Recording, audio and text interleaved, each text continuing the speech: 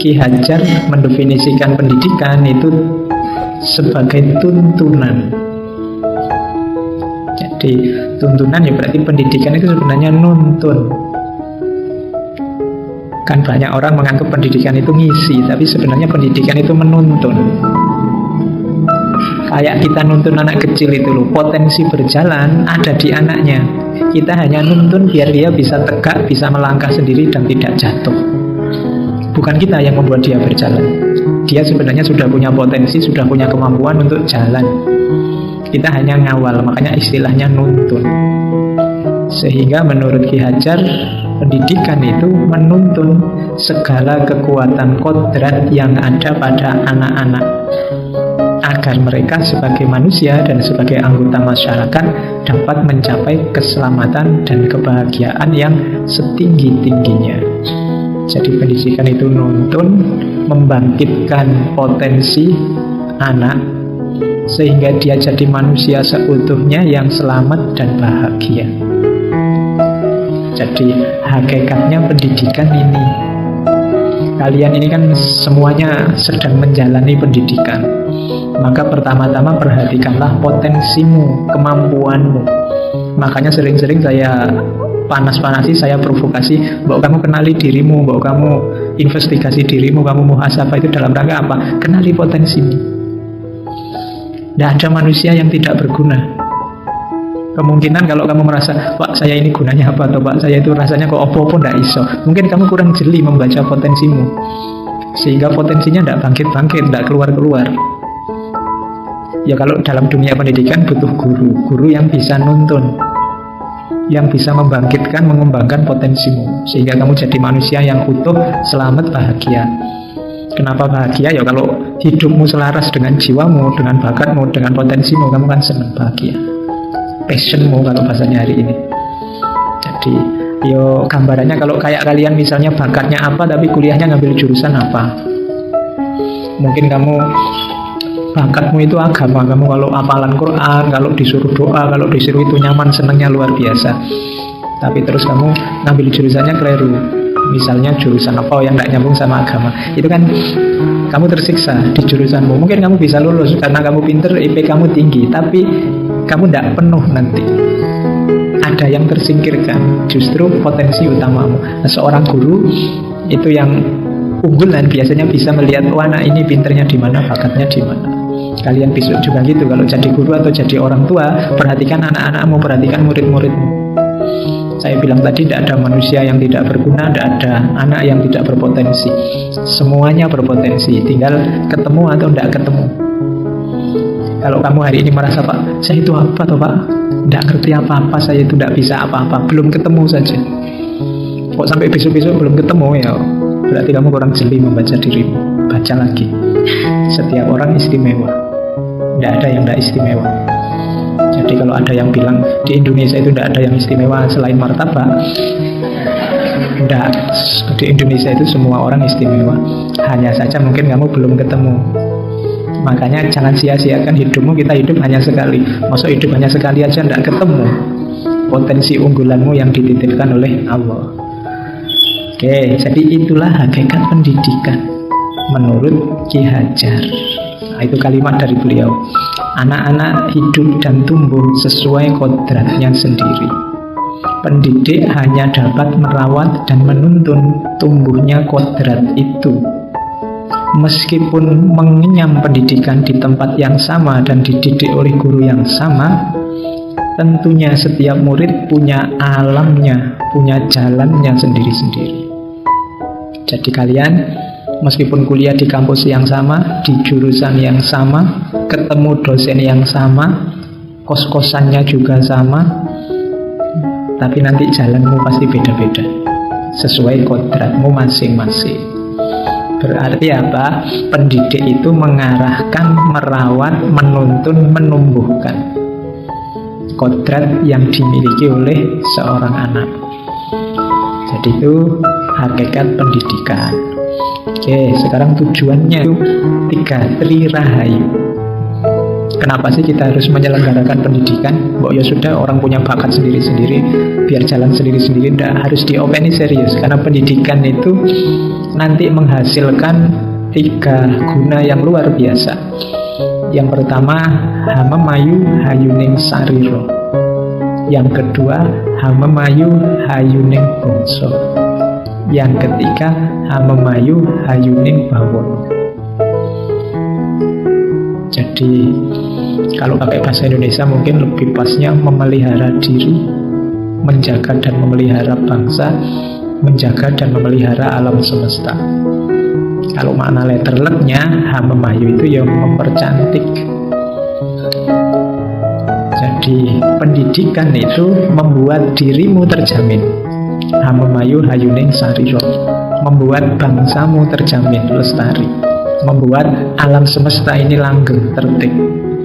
Jadi hama mayu hayuning sariro, hama mayu hayuning bangsa, hama mayu hayuning bawono. Ini level. Pertama-tama dirimu sendiri harus beres.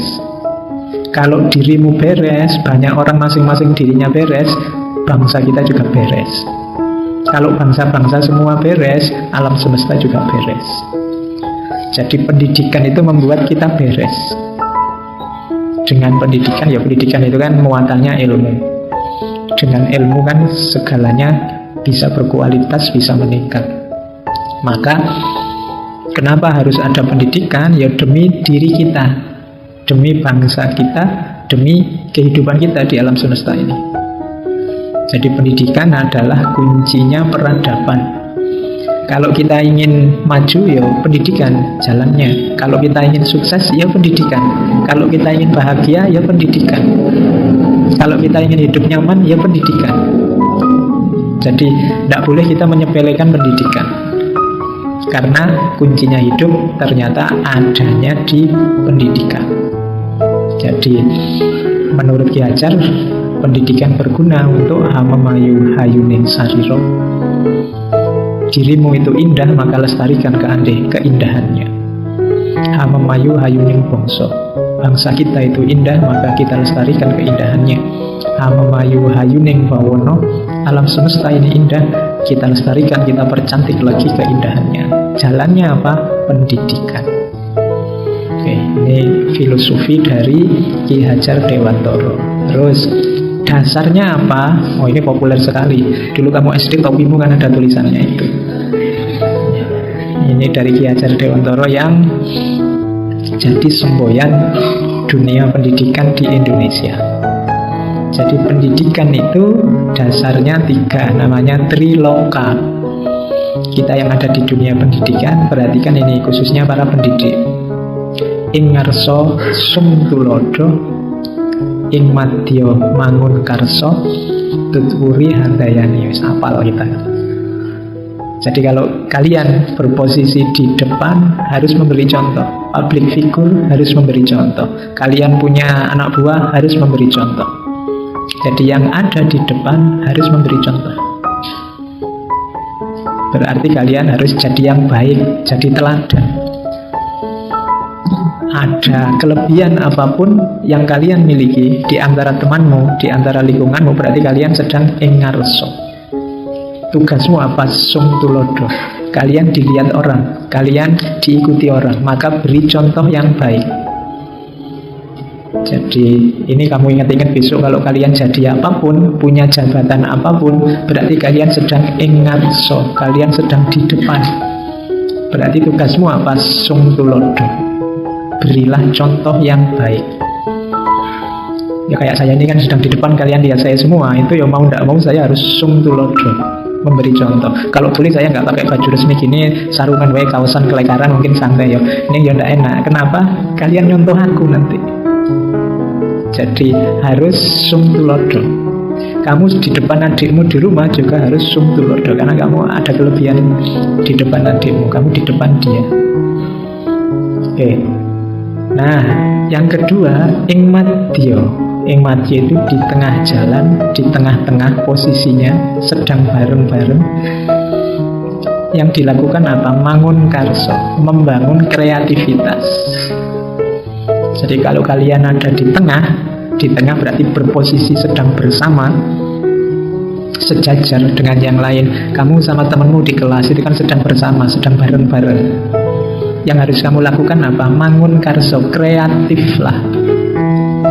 Bikin inisiatif-inisiatif, lahirkan hal-hal yang baru, yang produktif. Itu namanya ikmatio mangun karso. Ketika kalian ikut ngaji ini, sesama yang ikut ngaji kan ini bareng-bareng. Yuk bikin inisiatif-inisiatif bersama. Kamu kok duduknya di situ dapat sendenan terus misalnya. Gimana caranya biar kita bisa giliran dapat sendenan misalnya. Nah, itu kreativitas di tengah-tengah. Kuncinya kemajuan itu kan ada di tengah-tengah. Ketika orang membangun kreativitas. Jadi kalau kalian sedang di tengah medan perjuangan, kreatiflah. Kalian bersama-sama teman mau senasib seperjuangan, kreatiflah. Yang terakhir, ini yang dijadikan semboyan, tutwuri handayani. Ini untuk para pendidik khususnya, perhatikan tutwuri handayani ini. Tadi saya bilang pendidikan itu nuntun. Berarti apa? Mengikuti anak didik. Nuntun itu kan di belakang mesti yuk. Paling tidak di samping tapi kan agak ke belakang. Nek nuntun di depan itu namanya nyeret. Ya, nuntun itu pasti di belakangnya. Kayak adikmu yang baru bisa jalan, itu kan kamu nonton, kamu pegang tangannya dua, kamu ajak berdiri, dia jalan di depanmu bukan di belakangmu. Kalau di belakangmu nanti kamu nyeret adikmu. Nah, itu namanya tutwuri. Mendidik itu momong, tutwuri. Yang dilakukan apa kalau kalian sedang di belakang? Handayani. Handayani itu memberdayakan, menguatkan, mendukung. Jadi kalau kalian sedang ada di belakang, kuatkan dia, dukung dia, berdayakan dia, biarkan potensi-potensinya yang bagus keluar. Jadi jangan didikte, jangan dimarah-marahi, apalagi diisi dengan yang jelek-jelek. Biarkan dia mandiri, ikuti dari belakang, berdayakan dia, dukung dia. Nah, itu namanya tutwuri handayani. Jadi pendidikan ini kalau ingin sukses, yang di depan memberi contoh, yang di tengah kreatif, produktif, dan yang di belakang mendukung. Kalau dalam struktur pendidikan ya berarti yang di belakang itu bisa guru, bisa kampusnya, bisa pemerintahnya. Harus tutwuri handayani. Oke. Jadi itu 3 dasar kerja seorang pendidik, 3 semboyan pendidikan yang namanya triloka. Jadi kalian jeli membaca posisimu ada di mana. Kok kebetulan di depan, ya beri contoh yang baik. Kok ya jadi penuntun, jadi guru, jadi pengajar, ya berdayakan handayani. Jadi pendukung yang di belakang yang menguatkan, itu namanya tutwuri handayani. Ya. Jadi kalau tadi tujuannya tadi adalah Tri Rahayu, dasarnya Triloka.